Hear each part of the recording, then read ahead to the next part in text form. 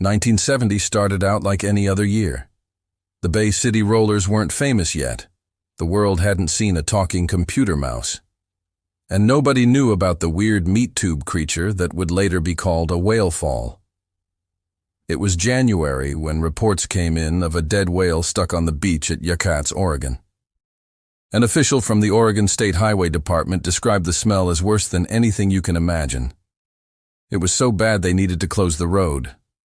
Authorities tried to tow it out to sea, but the tide was too low. Then they tried digging a trench to bury it, but the whale was too big. As suggestions went, they considered everything from bulldozers to cranes. But the best idea they could come up with was straight out of a bad spy movie. They would blow up the whale. Now, this wasn't the first time someone had thought of this solution. Back in 1819, when a whale carcass ended up in New York Harbor, officials there also suggested blowing it up.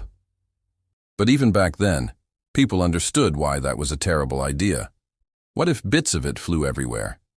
But in 1970, environmental awareness was lower than Elton John on the day he met Bernie Taupin, so the officials in Oregon went ahead.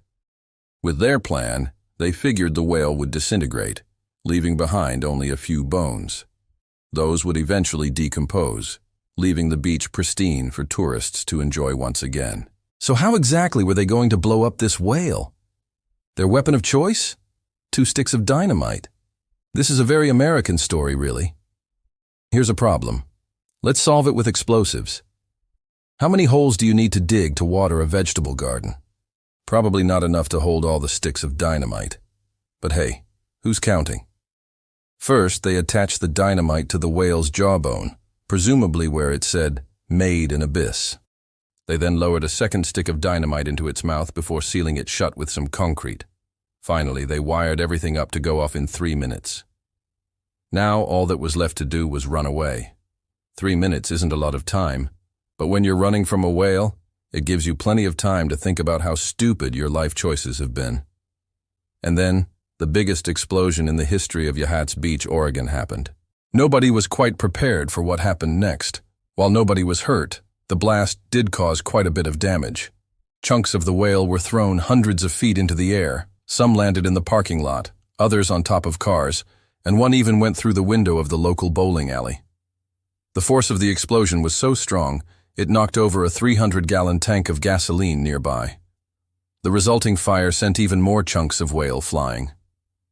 One eyewitness told the Oregonian, "I saw pieces of the jaw go sailing through the air.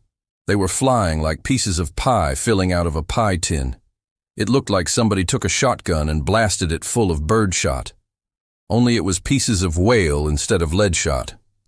A state highway department employee later told the register guard, "We figured it would just blow the whale to bits and scatter it around. We didn't figure it would blow up like that." To put it mildly, the explosion failed to achieve its desired effect. In fact, it might have made things worse. While bits of whale were indeed strewn across the beach, bigger chunks were embedded into the sand as well, and those stayed there for weeks. Eyewitnesses described the scene as apocalyptic, a scene from the Hindenburg disaster and even the aftermath of a nuclear blast.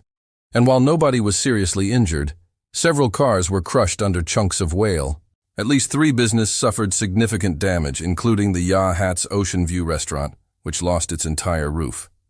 The owner later said, "I don't know whether to laugh or cry. It's the damnedest thing I've ever seen happen. The whole roof was just blown right off. Windows were blown out all along the front. Tables and chairs were overturned. Dishes were piled up on the floor." In the end, the bill for the damages came to over $25,000, the equivalent of nearly $200,000 today. But oddly enough, that wasn't even the biggest cost associated with the exploding whale.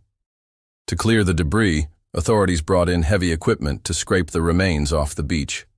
Not exactly an eco-friendly solution. But to make matters worse, the work was done during a particularly cold snap. Temperatures dropped into the single digits, turning the whale remains on the beach into a giant block of ice. All told, it took 10 days to clean up the mess. After the cleanup, a local newspaper asked readers what should be done with the remaining whale bones. Suggestions included turning them into fertilizer, burying them, burning them, making fertilizer, burning them. You get the idea.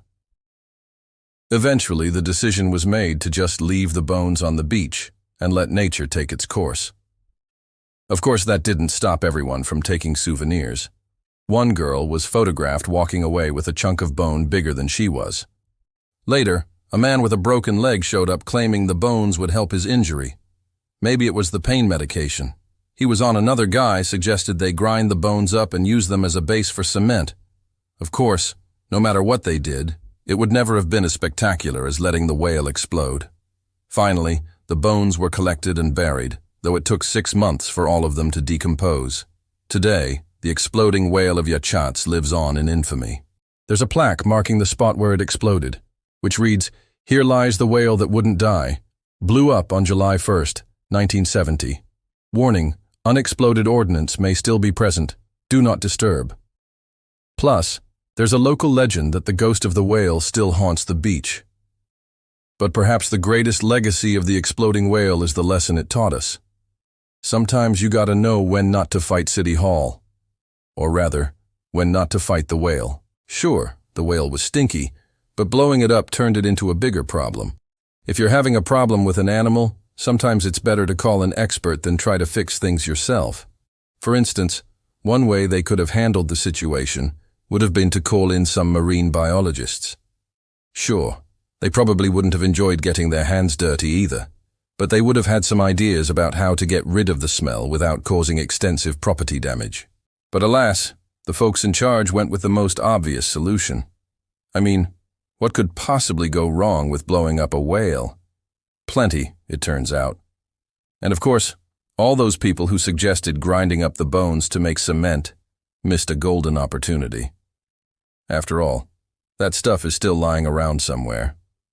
Then again, maybe we should let sleeping whales lie. As for the dynamite, well, we don't know what happened to it. The article doesn't say if the 2 sticks of dynamite that didn't go off were diffused later. Hey, you know what's funny? Whales are actually really good swimmers. I mean, I guess you don't need to be a marine biologist to figure that out. Just think about it.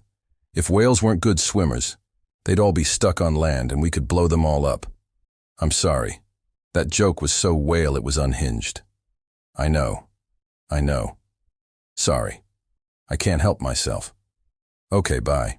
If you want to learn more about the weird things the government has done, check out The Day the US Military Tried to Poison America, or watch this video instead.